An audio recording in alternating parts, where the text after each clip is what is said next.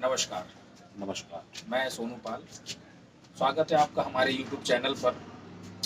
आज हमारे बीच में एक ऐसी शख्सियत है, जो यूपी के प्रयागराज में इस समय कुछ शंकराचार्यों को लेकर काफ़ी विवाद गरमाया हुआ है।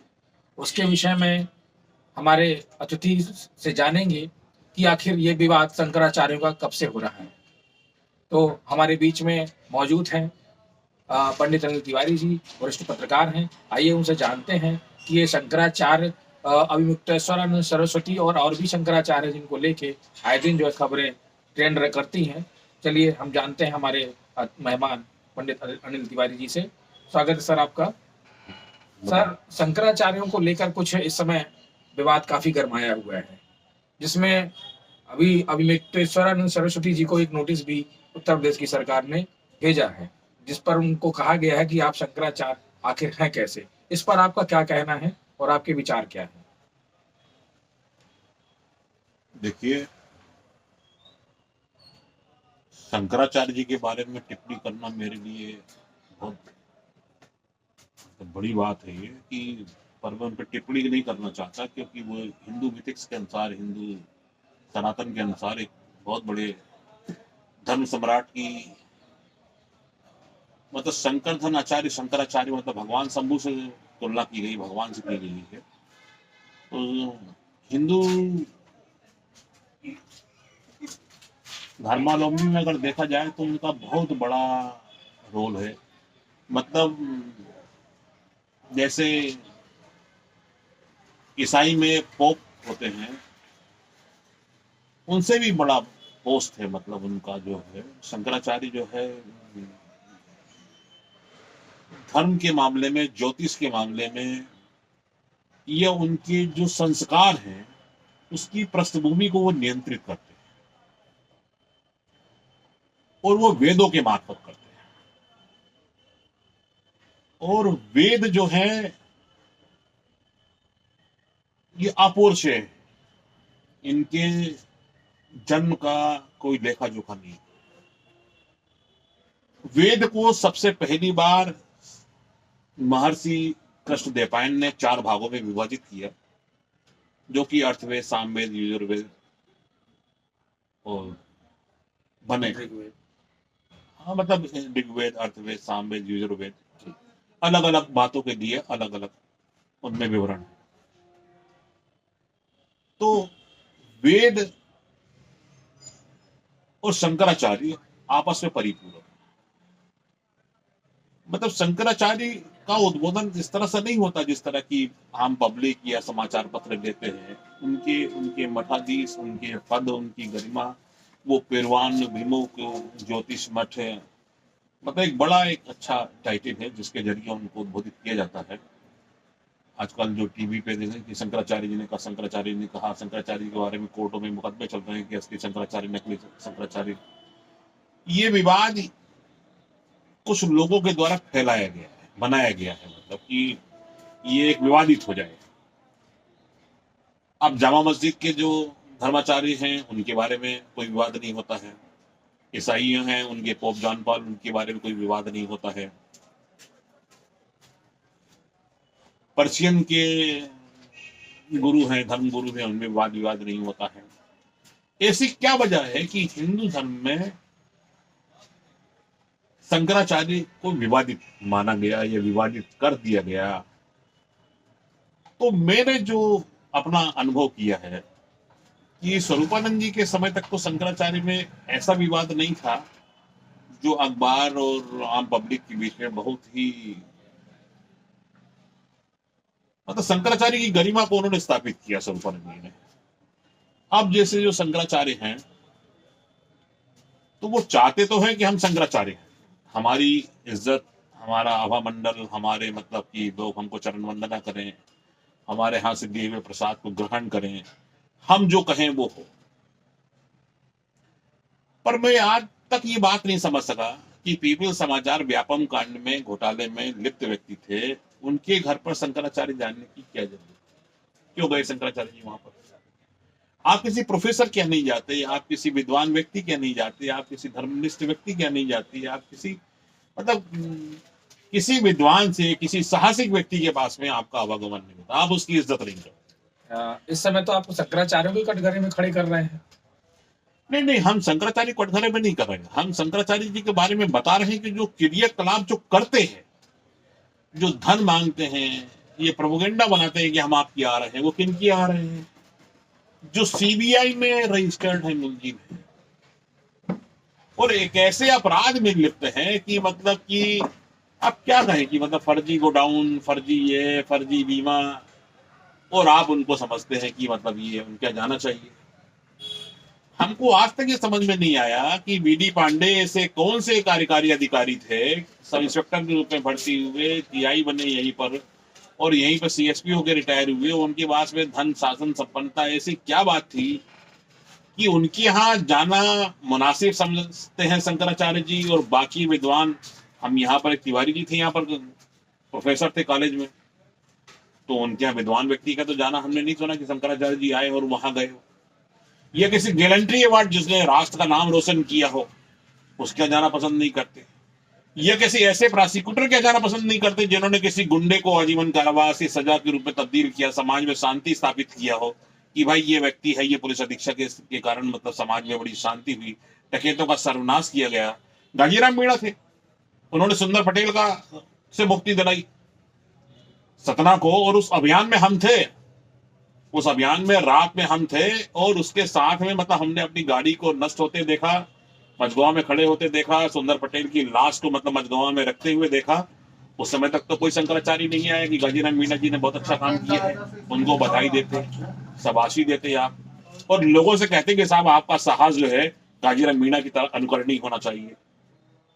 तब तो आपकी बात नहीं आती है। आप सब इंस्पेक्टर के यहाँ जाते हैं, जिनके खिलाफ मुकदमे हैं, आप उनके घर में जाते हैं, आप अपराधियों के घर में जाते हैं। तो जो भाषा शैली, कहते हैं जैसा खाओगे अन्न वैसा होगा मन, आहार शुद्धि सत्व शुद्धि, ऋग्वेद में कहानी है, युक्ति है, मतलब कि आहार शुद्धि सत्व शुद्धि स्मृति लाभेन। तो आप जैसा भोजन करेंगे, यही भीष्म की उक्ति है कि जैसा उन्होंने अन्न ग्रहण किया वैसे ही उनका बुद्धि और दिमाग हो गया।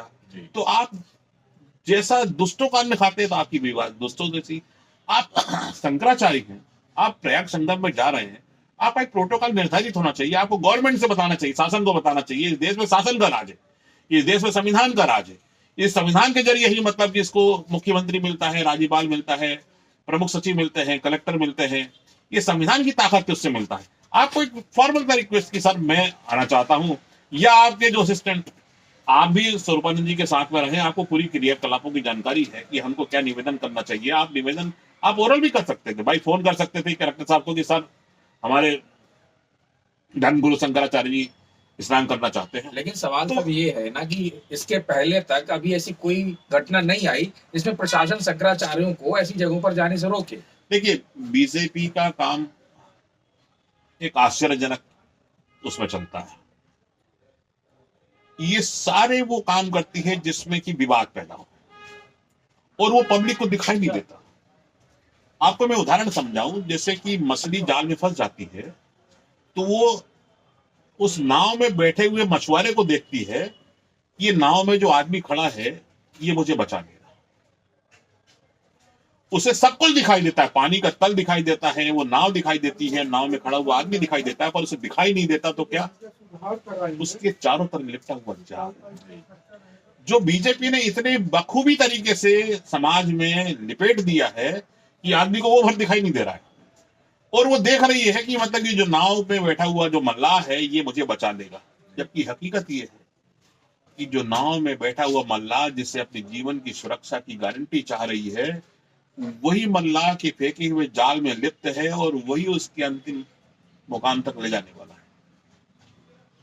तो बीजेपी का जो चरित्र है, चाल चरित्र और चेहरा, ये आश्चर्यजनक बात है।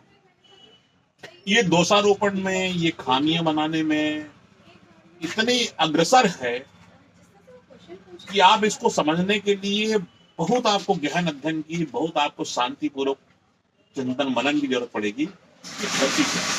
तो इसका जिम्मेदार आप क्या भारतीय जनता पार्टी को मानते हैं, जो कि उन्होंने शायद शंकराचार्य जी को जाने से वहां रोका? क्योंकि कई बार उनके बयान भी आए हैं, सरकार के विरोध में उन्होंने कई बार बयान दिए हैं, तो क्या एक वजह ये भी हो सकती है क्या? देखिए, सरकार के विरोध में बयान देना इस बात के लिए नहीं माना जाता है कि आपने कुछ किया और वो नियम विरुद्ध था तो हमने उसके बारे में आपको चेताया तो आप उसको कहेंगे कि ये शासन के विरोध में। ये शासन की सबसे बड़ी नाकामी थी। हमारे जैसे मान लीजिए आला सडन ने अचानक कोई व्यक्ति अतिथि आ गया, अभी कुछ देर पहले कमला का चतुर्वेदी है, तो हमारी ड्यूटी बनती है कि सारे काम छोड़कर उनके स्वागत सत्कार, उनकी आदर स्वभाव में खड़ा हुआ जाए, उनसे पूछा जाए कि सर मेरे लिए कोई सेवा, मेरे लिए कोई आदेश, मेरे लिए कोई हुक्म। ये हमारे लिए बड़े लोगों के लिए एक शिष्टाचार, सामान्य शिष्टाचार। अब कमलाकर चतुर्वेदी तो कोई बड़े पदवी व्यक्ति नहीं है, पर भाई है। हमारा सामान्य शिष्टाचार है कि हम उनसे पूछें, बैठें, जो स्वागत कर सकते हैं वो करें। अतिथि देवो भव। अतिथि देवो हिंदुस्तान की फिलॉसफी, वसुदेव कुटुंबकम, पूरी दुनिया एक हमारा परिवार है और अतिथि देवो। तो जब देवता हमारे बाद में आया है तो फिर शंकराचार्य थे। जब शंकराचार्य मान लीजिए किसी कारण उन्होंने कोई पत्र नहीं दिया, आपकी सूचना नहीं दी, तो आप क्या वसूली करेंगे उनको? आप उनसे वसूली करेंगे? उनके तो शिष्य जितने 2-4 शिष्यों को तो चोटी पकड़े घसीटा भी गया इतनी बार। ये बीजेपी का राजधर्म है, ये बीजेपी का राजधर्म है। मोदी जब मुख्यमंत्री थे तो उनके समय में गुजरात में दंगे हुए, उन्होंने बड़ी प्लानिंग के तहत मतलब ये किया। सुप्रीम कोर्ट के एक न्यायाधीश ने उनसे कहा था कि अरब का पूरा इत्र यदि मोदी जी के मुंह पर मल दिया जाए तब भी उनकी कालिक नहीं धुलेगी। उनका जो दंगे करने का जो प्रोसेस है, इसके पहले मोरारजी देसाई जी ने करे दंगे। ये बहुत छल छिद्र में काम करती है, जिसको आप समझना इतना आसान नहीं जितना आप सोचते हैं, देखते हैं वो उतना आसान नहीं है। कि शंकराचार्य आप क्या मजाक कर रहे हैं, क्या कलेक्टर कर रहा है? क्योंकि कलेक्टर आप देखिए ना, आज सीएस ने पहली बार बयान दिया ना कि मुख्यमंत्री कहते हैं कि कलेक्टर हमारे यहां ऐसे काम। मैं 40 साल से चीफ सेक्रेटरी को देख रहा हूं, बहुत से मेरे मित्र हैं वहां पर मैंने कभी चीफ सेक्रेटरी को ये ऐसा कहते हुए नहीं सुना कि कलेक्टर ऐसा। मैं जानता हूं मनराम जी को, उनकी पहली पोस्टिंग जब खुरई में हुई थी तब से मैं जानता हूं। वो इतने आसान है, मुख्यमंत्री को तो कह दिया। प्रधानमंत्री से आने वाले ऑफिस की चिट्ठी पर आज का मुख्य सचिव कार्य नहीं कर सकता। यहाँ तो शंकराचार्य जी को अपमानित किया गया, बल्कि उन्हें नोटिस भी जारी किया गया और नोटिस में पूछा गया कि आप शंकराचार्य हैं कैसे। जहां तक बात हुई, ये बहुत घिनौनी और तुच्छ बात हुई। देवता किसी का प्रमाण नहीं है। आप पूछेंगे कि बोले साहब ये फलाना व्यक्ति, इसका प्रमाण क्या? मेरे पिताजी के जाने के बाद आप मुझसे पिताजी का प्रमाण पूछो तो असंभव। अब मैं उनको लाके प्रकट नहीं करता। तो देवता के तुल्य है शंकराचार्य। उनकी एक पदवी, जैसे वेद व्यास जी ने 27 पीढ़ी चले, एक प्रिंसिपल है, एक पोस्ट है, उसके ऊपर कई प्रिंसिपल आएंगे, रिटायर होकर चले जाएंगे। आप प्रिंसिपल को आइडेंटिफाई, उसको गाली नहीं दे सकते। एक व्यक्ति है जो गलत कर रहा है वो, पर वो तो शंकराचार्य क्या गलत करते हैं भाई? नदी स्नान करने जा रहे थे, गंगा तीर्थ में स्नान करने जा रहे थे, धर्म के काम से जा रहे थे, मंदिर में जा रहे थे, तो आप उनको बाधित करने वाले होते कौन? अरे हम किसी को भी कोई व्यक्ति रास्ता रोकता है, बोले साहब ये कहाँ रहता है, हमसे किसी व्यक्ति ने पूछा था कि कलेक्टर साहब का घर कहाँ है, हमारी सामान्य ड्यूटी है कि साहब यहाँ से लेफ्ट जाइए, राइट मुड़िए और कलेक्टर साहब का बोर्ड मिलेगा, वहां पर सब रहते। मार्गदर्शन करना, किसी व्यक्ति का के प्रति दया भाव रखना एक ज्ञान का परिचायक है। आप यदि चालबाज नहीं है, आपके दिमाग में कुछ और नहीं चल रहा है और आप कानून के प्रति, आप देखें ना उसमें शपथ देते, कानून के प्रति सच्ची श्रद्धा निष्ठा, तो आपकी सच्ची श्रद्धा निष्ठा ये कहाँ है? सर सबसे बड़ा सवाल यही है ना कि वहां पर एक और शंकराचार्य जी थे, सतुआ बाबा के नाम से जिनको जाना जाता है, वो 5 करोड़ की अपनी कार से वो अपने आश्रम तक पहुंचते हैं मांग मेले में प्रयागराज में, लेकिन वही पालकी पर सवार होकर अभिमुक्तेश्वरानंद सरस्वती जी शंकराचार्य जी जब वहां पर आते हैं तो वही प्रशासन उनको रोक देता है और इसके विपरीत वही प्रशासन सतुआ बाबा की गाड़ी के साथ उनको ससम्मान वहां पर आश्रम में उनके भेजता है। देखिए ये 2 तरह का जो रवैया है, ये थोड़ा सा इसके बारे में आप क्या कहें? मैं पार्ट टू पार्ट थ्योरी में बिलीव नहीं करता। या तो कोई चीज है या नहीं। अगर वो शंकराचार्य हैं तो वो 5 करोड़ के नहीं, वे 500 करोड़ की गाड़ी से चले। वो साधन उनके भक्तों, उनके अनुयायियों के द्वारा दिया जाता है। वो बैठते हैं, आते हैं, जाते हैं, वो 5 लाख करोड़ की धोती पहनते हैं, ये 50 लाख करोड़ का दंड धारण करते हैं। हो सकता हो कि कल के दिन कोई उर्वरक तो उनको ऐसा हीरा मिल जाए जो डायमंड की तरह से 5 फीट लंबी छड़ी हो। तो आप कहेंगे साहब ये तो कोहिनूर से भी महंगा है, ये एक शंख का। तो कास्टेज में ये करना, ये छोटे लोगों ने विवादित करने के लिए, किसी व्यक्ति पर लांछन लगाने के लिए ये बातें पैदा की। और दुर्भाग्य ये है कि समाचार पत्र कुछ ऐसे लोगों के हाथ में आ गया है, ऐसे गंवार, ऐसे मूर्ख, ऐसे नालायक, ऐसे धूर्त लोगों के हाथ में कि वो कुछ भी लिख देते। मतलब एक जेब कतरे को हो सकता हो कि वो भगवान बना दे, और एक भगवान को कुछ और बना दे। एक कायर आदमी को इतना साहस बना दे, इतना साहसी था, पता पड़ा कि वो चूहे को देखते ही साला पैंट खराब कर गया। और एक ऐसा व्यक्ति जिन्होंने इस गुंडों को मुक्ति दिलाई, डकैतों को मार के समाज में स्थापित कर दिया कि बोले साहब अब हरि सिंह मारा गया है, मोहर सिंह मारे गए, माधो सिंह मारे गए, उनको किसी व्यक्ति ने सम्मानित नहीं किया, उनको हेय की दृष्टि से देखा गया। हमने देखा है यहाँ पर गाजीराम मीणा जी को मुख्यमंत्री ने बाद में उनको सम्मानित किया, पर सतना और रीवा के किसी व्यक्ति ने, किसी समाज ने उनको सम्मानित नहीं किया कि आपने इतना बड़ा काम किया है, जिससे पूरा समाज वर्षों से पीड़ित था वो। और हमने देखा कोई गया नहीं, हमारे साथ में सिर्फ एक पत्रकार था, शरद उदित सिमरिया एक्सप्रेस के, सिर्फ हमारे साथ में वो थे, और हम गाड़ी बैक पर कर गए।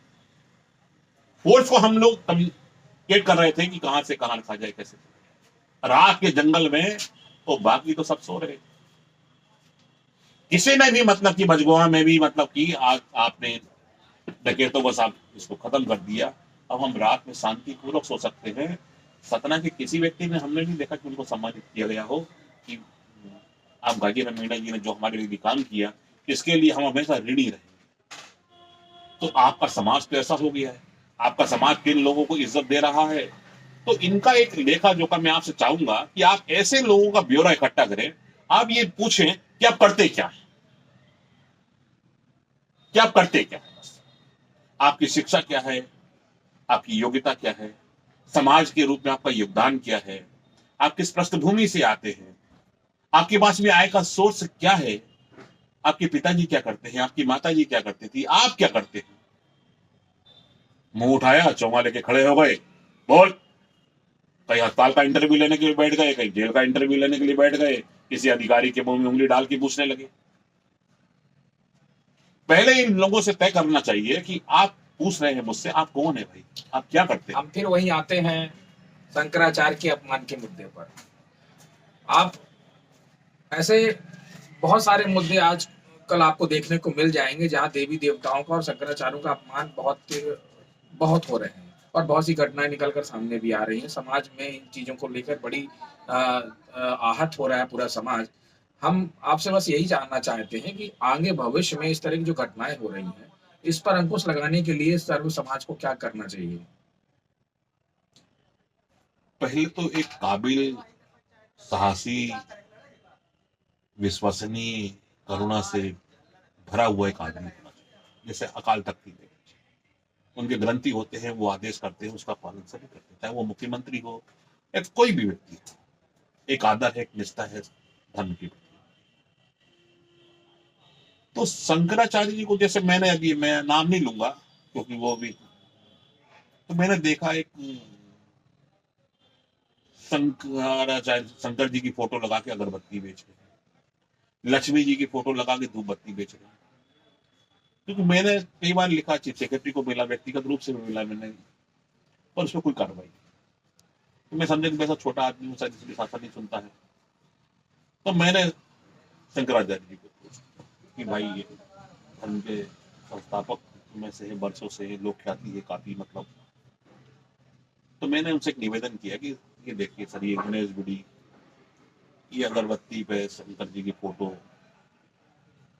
ये लक्ष्मी जी की फोटो अगरबत्ती पर फिर इस्तेमाल करते हो, फिर ये फेंक देते हैं, कूड़े करकट में जाती है। इसलिए प्लेन पेपर कर दीजिए आप, ये नाम ही लिखना है। पटाखों में भी दीपावली के टाइम पे हम लोगों ने पटाखों में भी उनकी तस्वीरें देखी। हाँ, लक्ष्मी बम जी।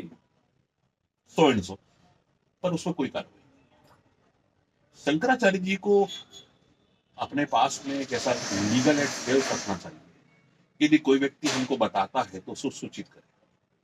ये सभी संप्रदायों में अपने अपने जो हेड ऑफ द डिपार्टमेंट्स हैं, उनके बॉस हैं, जो तो वो देखते हैं, तय करते हैं और अपने समाज की दिशा को निर्धारित करते हैं। हमारे यहाँ नहीं है। हमारे यहाँ तो बस ये है कि हम शंकराचार्य हैं, आप हमको दंडोत करो। अगर किसी परिवार को कोई दुखी हो उसको कुछ नहीं पूछते हैं, किसी लड़की के साथ में अनाचार हो गया उसको नहीं पूछते हैं, किसी व्यक्ति को कोई पढ़ने वाला है उसको फीस नहीं उसको नहीं पूछते हैं, किसी व्यक्ति को दुर्भावनापूर्ण फंसा दिया गया है उस पर बात नहीं करते। तो तमाम तरह की बातें हैं। कानून का आदेश निकलते हैं, सुप्रीम कोर्ट से कई जजमेंट आते हैं, हाई कोर्ट से बहुत से जजमेंट आते हैं जिनका पालन नहीं होता है। तो उसके लिए कोई एक सेल्स बनाए, एक प्रारूप बनाए वो, कि भाई इसका पालन सुनिश्चित किया जाए। अगर वो गलती काम करता है, अगर हिंदू संप्रदाय से आता है तो उसके लिए कोई दंड प्रक्रिया जैसे अकाल तख्त में, तो खुद नहीं करेंगे लोग। एक चेतना होना चाहिए ना। आप आते हैं तो आप सार्वजनिक सम्मेलन के रूप में आइए ना। आप ऐसे व्यक्ति के घर में क्यों जाते हैं जो अपराध में लिप्त है, ऐसे पैसे बनाने में लिप्त है जिसका कि कोई, बताइए, जुए से सटोरियों से पैसे कमाकर और आप उनके घर में जाते हैं, उनका आतिथ्य स्वीकार करते हैं, तो क्या एक जनमानस में क्या सोचते होंगे लोग, बताइए। आप जनमानस में क्या सोचते होंगे? आप जाते काजीराम मीणा जी के?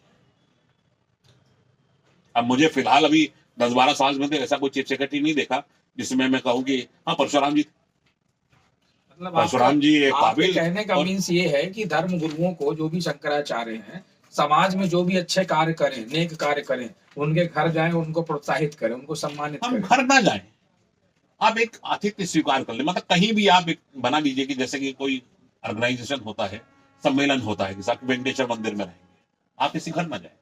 क्यों घर जाएंगे तो फिर विवाद कि इनके आए तो उनके नहीं आए, क्योंकि ये हिंदुओं में एक टसलबाजी एक बहुत हो गई है। मतलब जो कुछ नहीं है वो अपने आप को बताना चाहता है कि मैं सब कुछ हूँ, और जो सब कुछ हो वो आपको बताता है कि मैं इस ब्रह्मांड का रचयिता हूँ।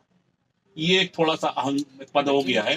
तो आप एक मंदिर में आइए, वहां एक बनाई कि भाई शंकराचार्य जी आ रहे हैं, किनको दक्षिणा लेना है, क्या मिलना है, कोई समस्या है, और कुछ अप्रोच, मतलब कि आप किसी का हित कर सके, आप किसी का हित कर सके, उसकी मर्यादाओं को अक्षुण्ण बनाए रह सके, उसकी दुखों को, उसकी तकलीफों को कुछ आप कम कर सके, ऐसी बात बताइए। धर्म के बारे में अब बहुत से लोग हम कहते हैं कि इस तर्जनी से उंगली से मंजन करते हैं।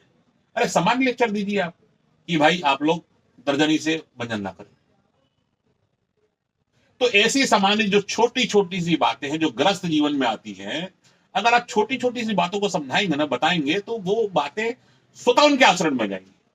आप बताइए, सुंदरकांड का पाठ करेंगे तो आपको ये पुरस्कार, आप विष्णु सहस्त्र नाम का पाठ पढ़ेंगे तो आपको ये, राम रक्षा स्तोत्र को पढ़ेंगे आपके लिए। आप एक घोषणा, एक रंगमंच तैयार कीजिए जिसमें लोग पढ़े। आपने कह दिया साहब कि विष्णु सहस्त्र नाम का पाठ जो याद करके बताएगा 11,000 रुपए उस व्यक्ति को दिया जाएगा। आज अभी सरस्वती जयंती आने वाली है, मुश्किल से 4 श्लोक पढ़ते हैं, या कुंदन तुषार दौड़ नीचे जाडेपा, बस खत्म हो गया। जबकि 15 श्लोक है।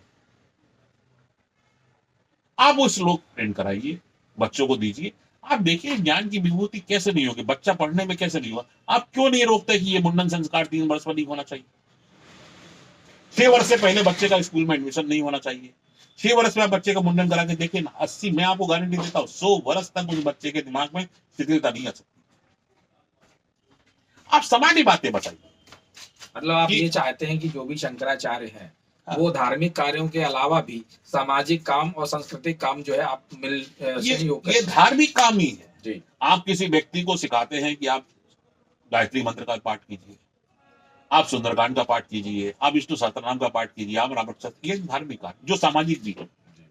जब आप राम रक्षा स्तोत्र का पाठ करेंगे तो लोका विरारम धीरम राजी नेत्र रघुवंशनाथ, आपको लगेगा, आपके अंतःकरण में आपको एक ऐसा असीम शांति मिलेगा कि नहीं यार, मुझे जुआ नहीं करना चाहिए, मुझे शराब नहीं पीनी चाहिए, मुझे रात को देर से नहीं आना चाहिए, मेरे को यदि कुछ किसी व्यक्ति की जिसको मैं नहीं भी जानता हूं और उसको कोई तकलीफ है और उसको कुछ ढंग से मदद करना चाहिए तो मेरे हाथ नहीं कांपना चाहिए, मेरे को विचार नहीं आना चाहिए कि यार भाई साहब मुझे हॉस्पिटल जाना, मुझे 2,000 रुपये दे देते तुम, तो आप मत कीजिए उसको।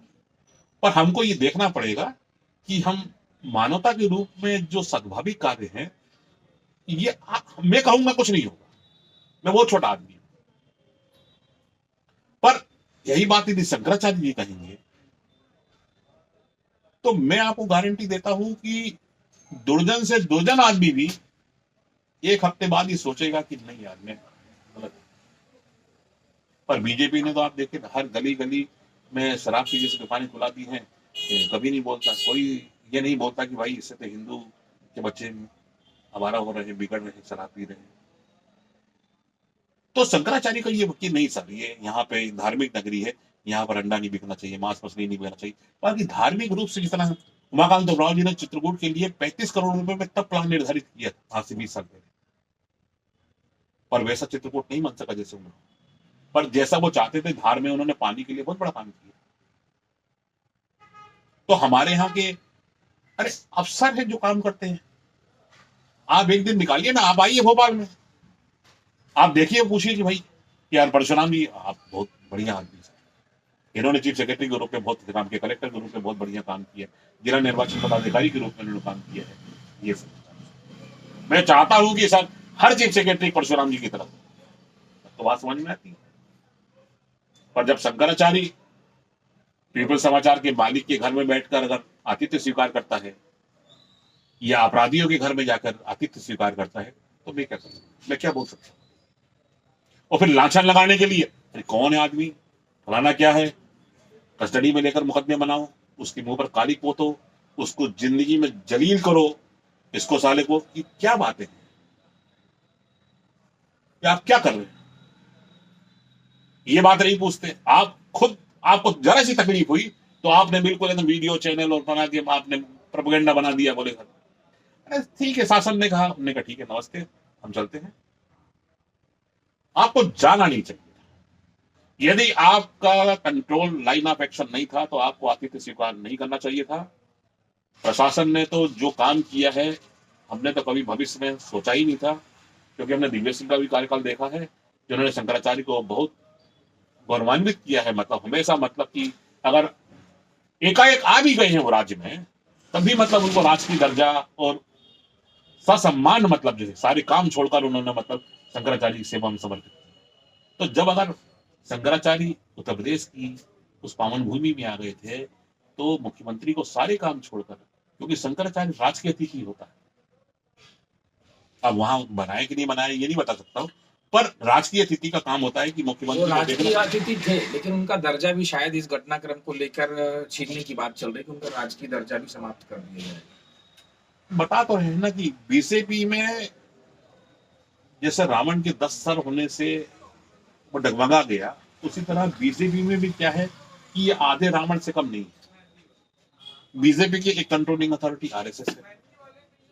मैं आपको बता दूं अब आरएसएस के भी 3 फॉर्म हो गए अंदर। अब एक आरएसएस जो राष्ट्रीय स्वयं सेवक संघ था, अब एक उसके अंदर एक विंग हो गई है राष्ट्रीय सेविका संघ, और उसके अंदर भी एक संघ बन गया है राष्ट्रीय सिख संघ। अब कौन सा आरएसएस है? अब वो तो नहीं है जो विजयदशमी के दिन आरएसएस बना था। अब तो आरएसएस की पूरी ड्रेस कोड बदल गई। जब आपकी ड्रेस कोड बदल जाती है तो निश्चित बात है कि आपका सिद्धांत भी बदल गया होगा। और आरएसएस का अगर आप मूल थ्योरी उठा के देखेंगे तो आरएसएस के बनाने वाले बी.आर. मुंजे और उनके शिष्य हेडगेवार ये कांग्रेस से आते हैं। कांग्रेस ने हिंसात्मक रवैया नहीं अपनाया तो वो चले गए। उन्होंने मुसोलिनी को अपना आदर्श माना। बी.आर. मुंजे से मुसोलिनी को आदर्श माना, ठीक कोई बात।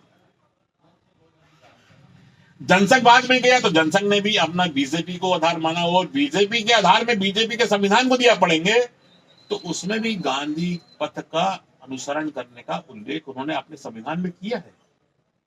और आप पता लगाइए कि सिकंदर बख्त कौन थे, फिरोजशाह कोटला में किसका निर्माण हुआ था, वो कौन सी भारतीय जनता पार्टी थी, और इनका अधिवेशन भी 28 नवंबर 80 को बॉम्बे में हुआ था।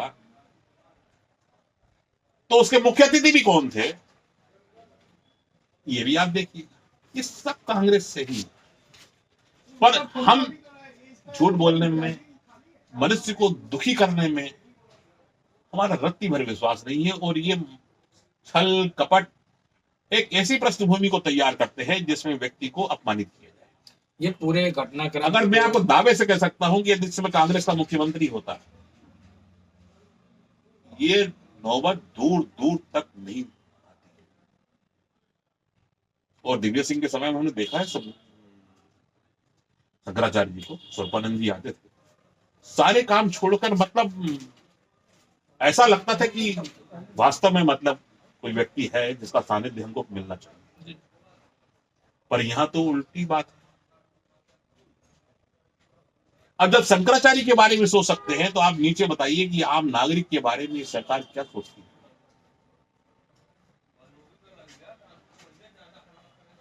एक दुष्ट व्यक्ति को हर व्यक्ति दुष्ट ही दिखाई देता है। लिखा है गोस्वामी जी, दुष्ट ना छोड़े दुष्टता कोटि जितना। तो एक दुष्ट व्यक्ति से ये उम्मीद की जाए कि उसे एक सामने खड़ा हुआ व्यक्ति सज्जन होगा, इसकी कल्पना आप नहीं कर सकते। बिल्कुल सही। तो मुख्यमंत्री को तो मुझे लगता है कि इस्तीफा दे जाना चाहिए। शंकराचार्य से क्योंकि वो भी अपने आप को एक मठ का मठाधीश मानते हैं, तो शंकराचार्य मठों के मठाधीश का गौरव। शंकराचार्य के मठ के अंदर कई मठ इन्वॉल्व है, तो आपको तो बहुत सतर्कता बरतनी चाहिए कि मतलब कि, तो मेरा मानना है अगर नैतिक रूप से आप मुझसे अगर पूछें तो आदित्य योगीनाथ जो योगी हैं उनको तत्काल अपना इस्तीफा सौंप देना चाहिए। और इस बात को माफी मांगना चाहिए था शंकराचार्य से कि जब तक वे मुझे माफ नहीं कर देते तब तक मैं पद धारण नहीं करूंगा। ये होती है नैतिक जी, ये होती है मर्यादा। अखिलेश यादव जी की गवर्नमेंट जब थी तो यही जो शंकराचार्य हैं, स्वामी अवयुक्तानंद सरस्वती जी, इन्हीं का अपमान हुआ था अखिलेश यादव की सरकार में। तब स्वयं शायद अखिलेश यादव जी इनसे माफी मांगने के लिए आए थे और इन्होंने बोला भी था कि स्वामी जी हमसे बहुत बड़ी गलती, हमारी सरकार से बहुत बड़ी गलती, प्रशासन ने ध्यान नहीं दिया, हम आपसे माफी मांगते हैं। और उस समय शायद स्वामी जी ने, शंकराचार्य जी ने उनको माफ भी किया था। तो आप भी सोच रहे थे कि उसी तरह की घटना जो योगी आदित्यनाथ के शासनकाल में हुई है, योगी जी भी आकर इनसे माफी मांगते, क्षमा याचना करते, क्योंकि वो शंकराचार्य हैं। मुझे इस बात की जानकारी तो नहीं है कि अखिलेश जी के समय में क्या हुआ था, और ये हुआ तो ये भी दुर्भाग्यपूर्ण बात है। पर अखिलेश जी नए व्यक्ति हैं और जहां तक मैं जानता हूं बहुत ही डिसिप्लिन व्यक्ति, अनुशासन में रहने वाले व्यक्ति हैं। और एक पारिवारिक जो उनका माहौल है, मैं मुलायम सिंह जी को बहुत नजदीक से जानता हूँ, बहुत समय साथ रहा हूँ, बहुत मेरे, पर मैं ये मेरे दिमाग, मतलब मैंने कभी देखा नहीं, सुना नहीं, चर्चा में नहीं आया कि उन्होंने इस तरह किया होगा। तो किसी और ने किया होगा, उनकी जानकारी में आया तो उन्होंने माफी मांगा, पर उनके ऐसे कोई बयान नहीं आए देखा कि मुझे कोई कि शंकराचार्य बड़ा रुष्ट हो गया है और कहा कि समाजवादी पार्टी ने मेरे साथ वैसा किया, ऐसा किया, ऐसा किया। पर यहाँ तो साफ दिख रहा है, यहाँ तो साफ दिख रहा है कि आप एक राजकीय अतिथि जिसको आपने घोषित किया है, शंकराचार्य जी को आपने घोषित किया, शंकराचार्य जी जा तो रहे हैं नदी स्नान करने के, तो आपने तो कुंभ मेले आयोजित किए हैं, उसमें बम फटे हैं, गैस सिलेंडर फटे हैं, तो तमाम तरह की दुर्घटनाओं को अपने मन में आशंकित होकर किसी व्यक्ति को अपमानित करने का ध्येय ये कहां से आता है? हो गई, इतिहास में बहुत सी पुरानी बातें हैं, उनको दोहराने का कोई मतलब नहीं है। और मुख्यमंत्री का पद, एक राष्ट्र में आप दोबारा मुख्यमंत्री हैं, आपको तो बहुत सहनशील और बहुत उदार पूर्वक इस बात से कोशिश करना चाहिए। कितना अच्छा संदेश जाता कि आप जाते कि सर मैं राज्य का मुख्यमंत्री के रूप में आपका अभिनंदन करता हूँ, स्वागत करता हूँ, आप दंड प्रणाम करते, तो कितना अच्छा लगता, वो भी खुश होते। अरे इसी से आपके अभिवादन करने मात्र से ये सारी बातें जो आप कहते कि रास्ता रोका था तो फलाना नहीं था, ठिकाना नहीं था, ये नहीं था, वो नहीं था, खत्म हो जाता। आपने स्वयं, मतलब आपके दिमाग में रहा होगा ये बातें, आप शर्म जो करते हैं। बीजेपी का एक ध्येय है ये षड्यंत्र करना चाहिए। ये षड्यंत्र के मास जो व्यक्ति मुसोलिनी को अपना आदर्श मानता है बिहार मंजिए, तो आप क्या उम्मीद रखते हैं? सुधांशु त्रिवेदी इस तरह बात करते, जो भी XYZ, या कोई भी व्यक्ति जिनको देश से प्रेम हो। देश से प्रेम क्या होगा जब उनको आदमी अपनी पार्टी से प्रेम नहीं है, अपने व्यक्ति से प्रेम नहीं है। इनका छल कपट का देख लो ना, पूरा इतिहास पड़ा हुआ है, एक दूसरे की पूछ काटना, एक दूसरे को अपमानित करना, इनका पूरा ध्येय। इन्होंने अनवानी जी को नहीं छोड़ा। दो तरह की बातें आपको मिल जाएंगी, एक खुद ही कह रहे हैं कि अनवानी जी के लिए हम सब मर खपेंगे, और अनवानी जी का क्या है? इस पार्टी में वरिष्ठों की कोई इज्जत नहीं है, इसमें सिद्धांत की कोई इज्जत नहीं है, इसमें तो सिर्फ एक धक्का मारो एक मौका है छल कपट का। कि आप देखो ना भोपाल में, आप उनका एक बीजेपी का मुख्यालय नहीं था, तो ये राजमाता सिंधिया से बोलते थे कि हमारी दफ्तर बनवा दी, वही पटवा दी थे, वो भी बीजेपी के थे, जनसंघ से आए थे बीजेपी। राजमाता जी ने बहुत बढ़िया दफ्तर बनवा दिया। मुझे नहीं लगता कि मैंने उतना अच्छा दफ्तर, क्योंकि राजमाता जी ने बनाया था तो निश्चित बात है दफ्तर अच्छा ही होगा, पर उसको अभी शिवराज सिंह ने पूरी तरह से कुचल दिया। एक कंस्ट्रक्शन कंपनी को उसको ठेका दिया, और उससे जो 1 रुपए का काम था उसको 1 करोड़ रुपए में कराया। शंकरा जी हम पूछेंगे तो बबंडर हो जाएगा। शंकरा जी आए और पूछे कि भाई आपने ये जो कहा है कि ये इतना लाख करोड़ का, ये पैसा कहाँ जा रहा है, राज का पैसा कहाँ जा रहा है, लोन क्यों लेना पड़ रहा है? तो अभी अभी जनता का ध्यान इस तरफ नहीं, वो अभी मदहोश है, गली गली में शराब पी पी कर मदहोश है। क्योंकि शिक्षा को तो उन्होंने धूल चटा दी है। पहले लोग पास होते थे, फर्स्ट डिवीजन पास होते थे, मोहल्ले में चर्चा होती थी, अरे सोनू बहुत होशियार है, सोनू फर्स्ट क्लास पास हुआ है, सोनू BSc करता है, इसके बाद एमपी क्लर्क का बनता, एक उसका और था। अब तो उन्होंने शिक्षा को पूरी तरह से मिटा दिया, संस्कृति उन्होंने पूरी तरह से मिटा दी, मनोरंजन के अभियान जो सिनेमा थे उसको पूरी तरह से मिटा दिए। मनोरंजन दासत्व से मुक्त करने का सबसे बड़ा जरिया था। आपको अगर पढ़ेंगे तो आपको मालूम होगा कि मनोरंजन दासत्व से मुक्त करने का सबसे बड़ा, तो उन्होंने सिनेमा मिटा दिया ताकि हम लोगों को गुलामों की तरफ बात कर सके, हम किसी व्यक्ति को डरा सके, हम किसी व्यक्ति को धमका सके, हम मतलब हम जो नहीं है हम वो करना चाहते हैं, उसके लिए सबसे बढ़िया। तो वो ऐसी सब चीजें पे, चाहे वो जुडिशरी हो, चाहे वो एग्जीक्यूटिव हो, वो एक वो मार्फत उन्होंने तय कर लिया है कि हमको ऐसा काम करना है। ये मतलब आधे राजतंत्र की तरफ जा रहे हैं। जनता समझ नहीं पा रही, लोग समझ नहीं पा रहे, लोगों के ध्यान को भटका भटका कर वो जो काम कर रहे हैं वो समझ नहीं पा रहे। वो धीरे धीरे आप ये कहना चाह रहे हैं कि लोकतंत्र खत्म करके अब राजतंत्र की तरफ हमारा देश आगे बढ़ रहा है? वो इसी फिलॉसफी में रहते हैं। उनका बुनियादी आधार, उनका बुनियादी आधार है। आप किसी भी आप बता दीजिए क्या किया उन्होंने। आप शिक्षा में बता दीजिए, स्वास्थ्य में बता दीजिए, रोजगार में बता दीजिए, धर्म के नाम पे बता दीजिए, संस्कृति के नाम पे बता दीजिए, या आदिवासी का रोना रोते आदिवासी के बारे में बता दीजिए, मनुष्य जाति के किसी भी सर्वांगीण विकास के लिए बता दीजिए। इनके मंत्री झूठ बोलते हैं। अब इससे बड़ी बात क्या हो सकती है? जिसने संविधान के प्रति सच्ची सच्ची सच्ची श्रद्धा निष्ठा की शपथ ली हुई है, अगर वो व्यक्ति झूठ बोलता है, उस पर कार्रवाई यदि राज्यपाल नहीं कर सकता है तो क्या अनिल तिवारी करेंगे? इंतजार कीजिए, आज नहीं कल आपकी वो बातों के जवाब आपको मिलेंगे। क्योंकि किसी ने 1857 का गदर प्रारंभ किया था और किसी ने 1947 में इसको समाप्त किया। तो आपको समस्या है, उसका हल आपको मिले, और आपको इस बात के लिए हमेशा खुशी होगी कि शंकराचार्य के साथ में जैसा उत्तर प्रदेश में किया गया है, राज्य के किसी भी राज्य में ऐसा नहीं हो, ऐसी मैं ईश्वर से कामना करता हूँ। चलिए, बहुत बहुत धन्यवाद।